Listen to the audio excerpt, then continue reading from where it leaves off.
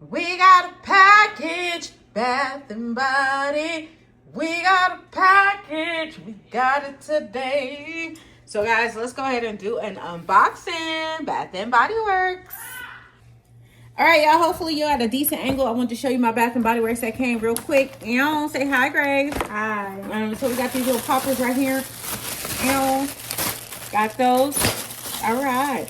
And we have the big kahunas in here that just came.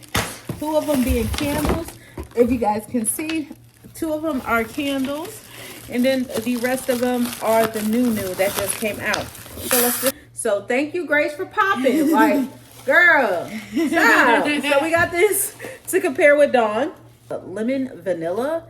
It looks just like that. Thank you, Grace. Back up is lemon vanilla. It's refreshing lemon, cool vanilla, sparkling summer sun. So we got that bad boy. And I got another candle. One of my favorite candles of all time. This is a sexy man. Super sexy man. Yeah. And these candles were buy one, get one. So yeah, I had to pick them up. Were they buy one, get one? Or were they $12.25? I can't remember what the sale was at the time. But I used my Ibotta gift cards when I got these bad boys. So I paid nothing. No, it was $1.53. I take that back. I paid $1.53 for everything in this haul. Period. Still cheap. Everything for the kitchen stuff packaged very nicely so it wouldn't spill. So you guys can see here, it's packaged very nicely, the kitchen items. So let's open it up, and this is the top right here. So let's get it open. I'm opening it. So guys, these are all of them right here. I end up picking up 4 of the counter sprays and 1 of the dishwash.